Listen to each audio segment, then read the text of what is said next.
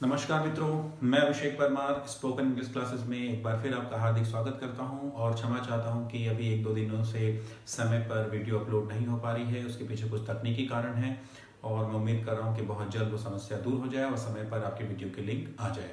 तो चलिए, उम्मीद करता हूँ कि आप घर पर होंगे, स्वस्थ होंगे और लॉकडाउन का पूरी तरीके से पालन कर रहे होंगे। तो चलिए, आज की क्लासेस शुरू करते हैं। आज की क्लासेस किस बारे में है? तो आज हम पढ़ने वाले हैं कुछ अलग, थोड़ा सा टफ जोन की तरफ हम लोग आगे बढ़ने वाले हैं। पिछली क्लास में मैंने आपको बताया था कि अब जो हम लोग सेंटेंसेस करने वाले हैं उसमें हम लोग वर्ब के फॉर्म्स का इस्तेमाल करेंगे और वर्ब के कितने फॉर्म्स होते हैं ये मैंने आपको पिछली क्लास में एक जनरल हिंट के फॉर्म में बताया था।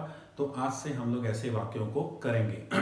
तो आज जो टॉपिक हमने चुना है डे 14 में वो है हाइपोथेटिकल पॉसिबिलिटीज। तो आइए पहले देख लेते हैं। तो डे 14 में पैटर्न नंबर 13 में आज हम लोग पढ़ने जा रहे हैं हाइपोथेटिकल पॉसिबिलिटीज। तो क्या होता है हाइपोथेटिकल पॉसिबिलिटीज, पहले थोड़ा सा इसके बारे में जान लेते हैं। तो देखिए, हाइपोथेटिकल पॉसिबिलिटीज का मतलब होता है ऐसी संभावना जो भूतकाल की हो, जिसके हम होने के बारे में बात कर रहे हो और वो ना हुई हो और उसके होने की भी किसी प्रकार की कोई संभावना ना हो, लेकिन हम उसके होने के बारे में और अगर ऐसा हुआ होता तो क्या हो सकता था के बारे में बात कर रहे हो। ऐसी ही संभावना को हम कहते हैं हाइपोथेटिकल पॉसिबिलिटीज। अगर मैं जनरल शब्दों में कहूं तो अगर हम ये कहते हैं कि अगर ऐसा हुआ होता तो वैसा हो जाता, जैसे वाक्य आज हम बनाना सीखेंगे। को और समझने के लिए मैंने यहाँ पर 3-4 एग्जाम्पल्स लिखे हुए हैं, जिसको देख करके आपको थोड़ा सा समझ में आएगा कि आज की हमारी क्लास किस बारे में है। जैसे अगर मुझे लोन मिल गया होता तो मैं अपना व्यापार शुरू कर लेता। मतलब यहाँ पर संभावना बताई जा रही है किसकी? लोन मिलने की। अगर वो मिल गया होता तो क्या काम हो गया होता? व्यापार शुरू हो जाता। इसका मतलब हुआ कि लोन नहीं मिला और व्यापार शुरू नहीं हुआ। तो ये एक ऐसी संभावना है जो भूतकाल की है, जिसके होने के बारे में बात जरूर की जा रही है लेकिन वो हुई नहीं है। ओके, तो ऐसी ही संभावना को हम कहते हैं हाइपोथेटिकल संभावना या हाइपोथेटिकल पॉसिबिलिटीज। यहाँ पर जो मैं वर्ड इस्तेमाल कर रहा हूँ हाइपोथेटिकल, इसका मतलब ही होता है कि ऐसी चीज के बारे में बात करना जिसके होने की कोई चांसेस नहीं है लेकिन हम होने की बात कर रहे हो। ओके, तो ऐसे ही दूसरा एग्जांपल है, अगर उसे वीजा मिल जाता तो वो अमेरिका चला जाता। इसका मतलब उसे वीजा नहीं मिला और वो अमेरिका नहीं गया। अगर तुम मेरी बात मान लेते तो आज तुम परेशानी में नहीं फंसते। मतलब उसने बात नहीं मानी और वो परेशानी में फंस गया। अगर मुझे कार चलाना आता तो मैं तुम्हें सड़क के रास्ते रायपुर ले जाता। इसका मतलब ये हुआ कि उसे यानी मुझे कार चलाने नहीं आती और मैं तुम्हें सड़क के रास्ते रायपुर नहीं ले जा सकता। तो इन 4 एग्जाम्पल से आप समझ गए होंगे हाइपोथेटिकल पॉसिबिलिटीज का क्या मतलब है। तो चलिए इनको बनाना सीखते हैं, इसके बाद और एग्जाम्पल करेंगे। ओके, तो ऐसे सेंटेंसेस को बनाने का जो रूल है बहुत ध्यान से देखें। ऐसे सेंटेंसेस जो है वो स्पोकन लैंग्वेज में बहुत ज़्यादा परेशान करते हैं, लेकिन अगर हम एक बार इनके पैटर्न को सीख जाते हैं कि कैसे बनाते हैं तो फिर गलती कभी नहीं होती। ओके, तो चलिए देखते हैं।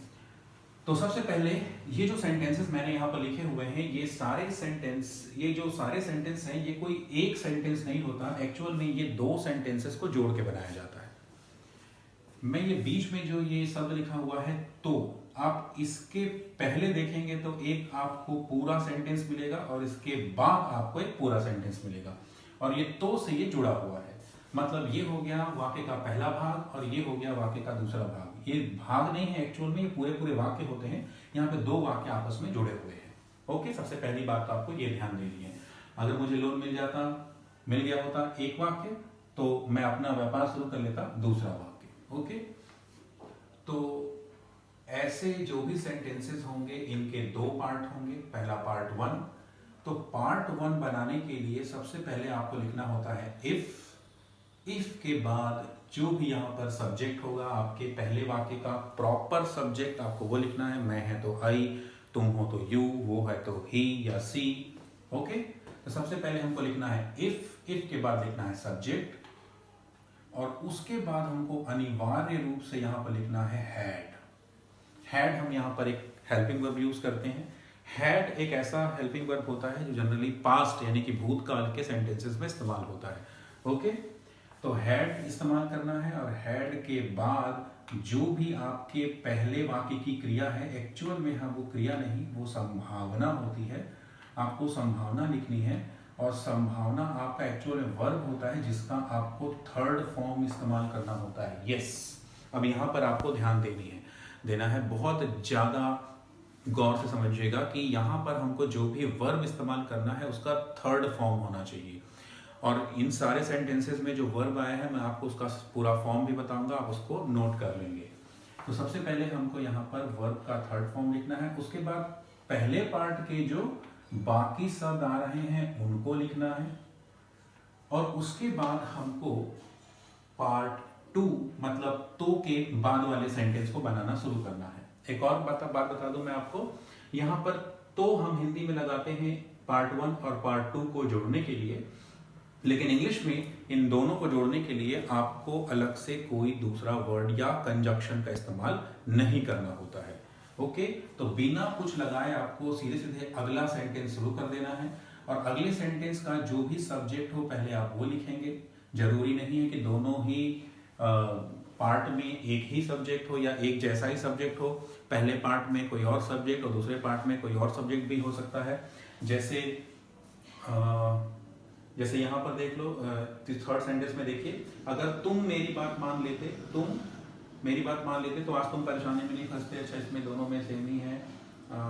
चलिए, इसमें सब में तो सेम ही दिख रहे हैं आपको सब्जेक्ट्स, लेकिन कई ऐसे सेंटेंसेस होंगे जहां पर सब्जेक्ट जो है वो अलग अलग हो। ओके, मैं अभी किसी एग्जांपल में उसको क्लियर करता हूँ।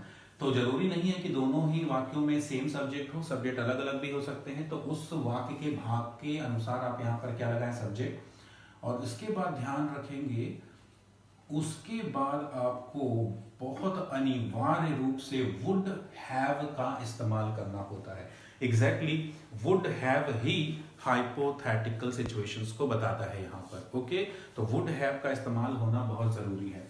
और एक बात का ध्यान रखेंगे कि अगर सेंटेंस हमारा नेगेटिव हो गया, अगर सेकंड पार्ट वाला जो सेंटेंस है वो नेगेटिव है, तो नॉट का इस्तेमाल करेंगे, और नॉट का इस्तेमाल हमेशा वुड और हैव के बीच में करना है। ओके, अगर नेगेटिव सेंटेंस हुआ पार्ट 2 में, तो नॉट हमेशा वुड और हैव के बीच में लगाना है, वुड नॉट हैव करके बोलना है। ओके, और उसके बाद आपको दूसरे वाक्य की जो क्रिया है वो बोलनी है। और यहाँ पर एक खास बात है कि यहाँ पर आप वर्ब का फर्स्ट फॉर्म भी इस्तेमाल कर सकते हैं और थर्ड फॉर्म भी इस्तेमाल कर सकते हैं, लेकिन मेरी सलाह ये रहेगी आपको कि आप थर्ड फॉर्म का ही इस्तेमाल करें। फर्स्ट फॉर्म का इस्तेमाल करते हैं तभी सेंटेंसेस जो है वो बोलने में तो गलत नहीं होते, बट आप इन रिटन अगर कहीं पर लिखना चाह रहे हैं तो वहां पर आप वर्ब का थर्ड फॉर्म इस्तेमाल करें। ओके, और उसके बाद दूसरे पार्ट के अदर वर्ड्स को बोल दिया जाता है। अगेन आपको देखने में ये थोड़ा सा बड़ा रोल लग रहा होगा,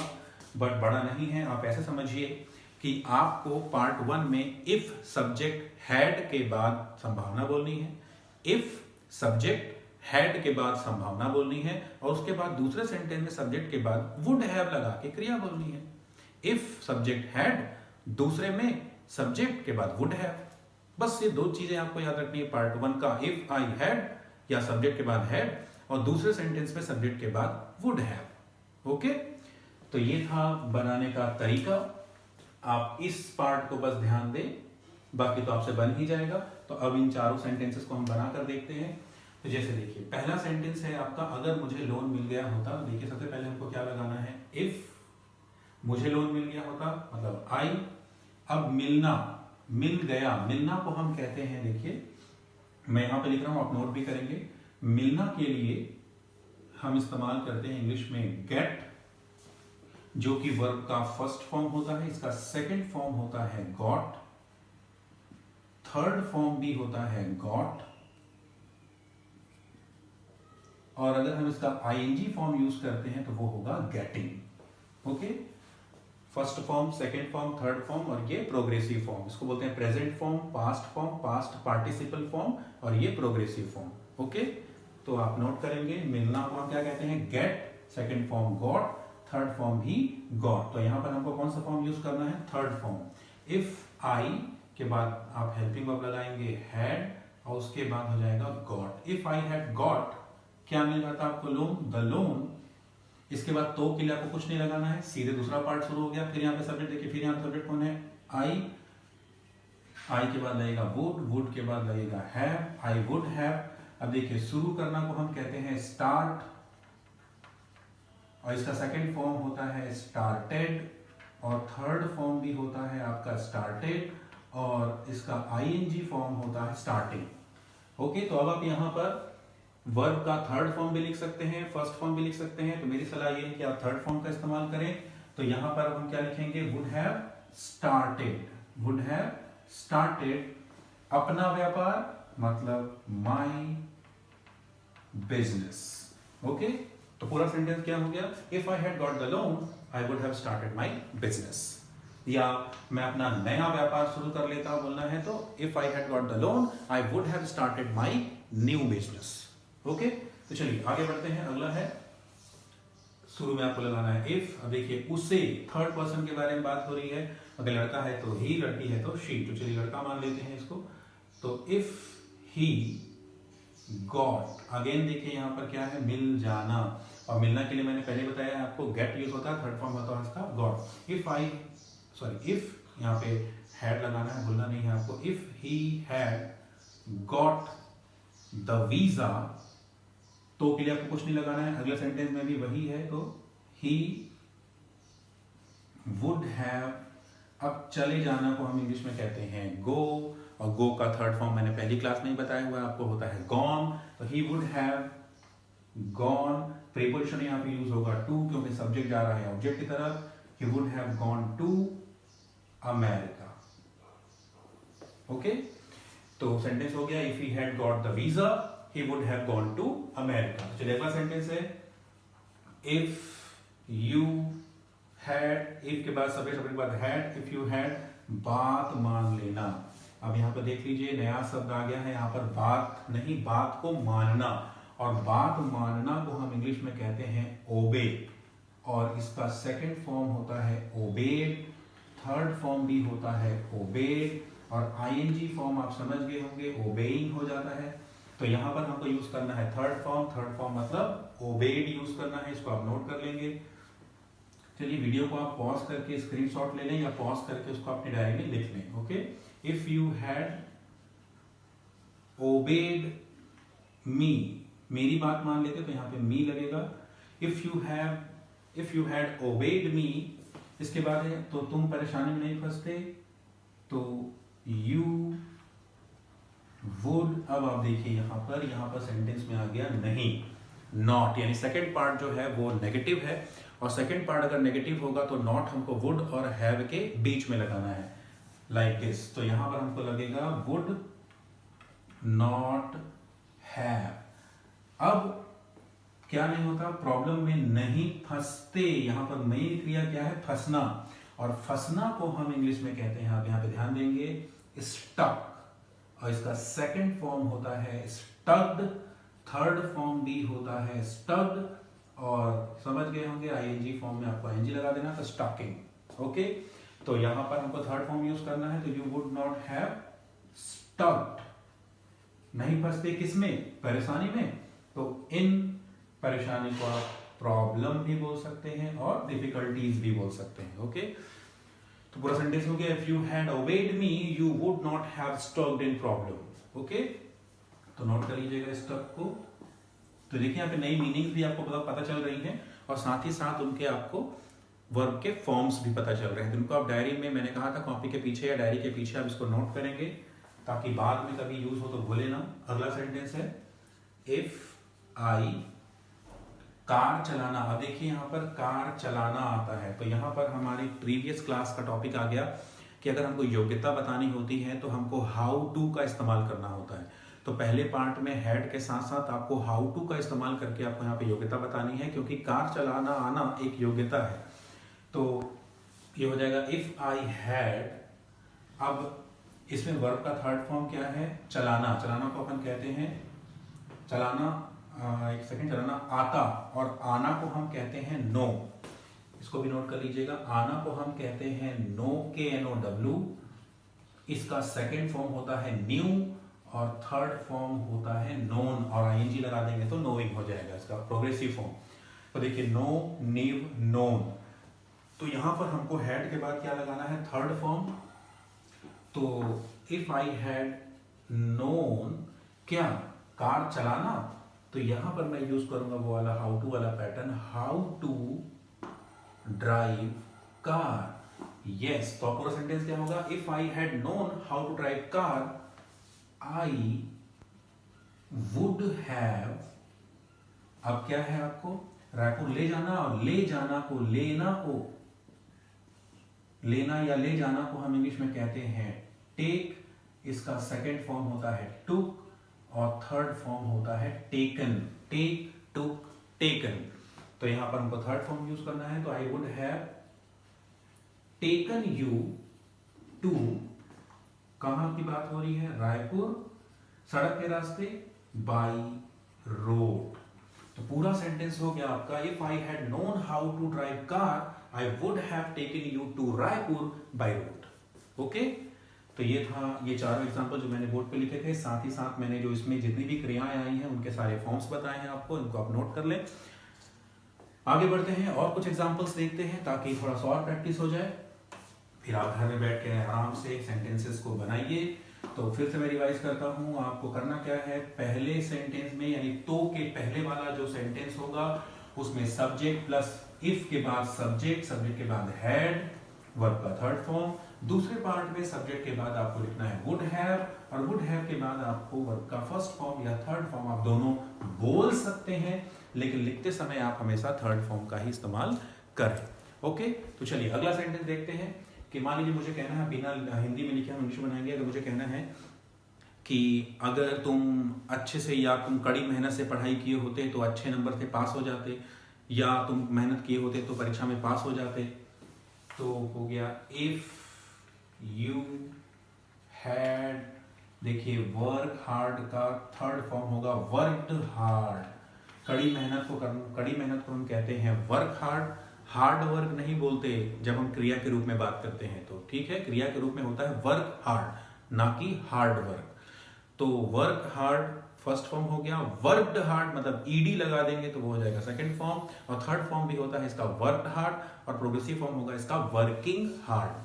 तो if you had worked hard, तो भी कुछ नहीं लगाना, सीधा अगला सेंटेंस, तो तुम पास हो गए होते, यू वुड हैव passed क्या, the exam. If you had worked hard, you would have passed the exam. Okay? चलिए अगला सेंटेंस है, जैसे अभी के हिसाब से अपन लेते हैं, मान लीजिए हमें कहना है कि अगर जैसा कि आपको पता ही होगा, न्यूज़ आप देख रहे होंगे, अमेरिका में 6 लाख से भी ज़्यादा कोरोना के संक्रमित मरीज हो चुके हैं, क्योंकि वहाँ पे सही समय पे लॉकडाउन नहीं किया गया।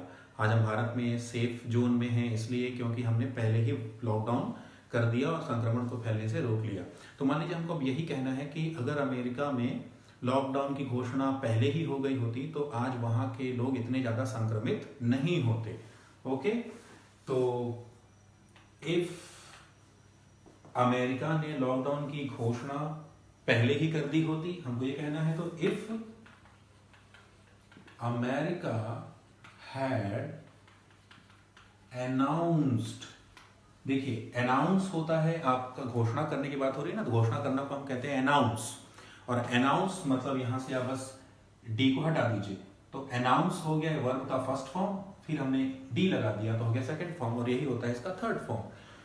तो इफ अमेरिका हैड अनाउंस्ड, क्या अनाउंस करना था हमको, लॉकडाउन, कहां, कब, पहले, तो earlier. If America had announced lockdown earlier, इसके बाद अगला सेंटेंस क्या है, तो वहां के लोग के लिए हम बोलेंगे देयर्स पीपल, वहां के लोग इतने ज्यादा संक्रमित नहीं होते।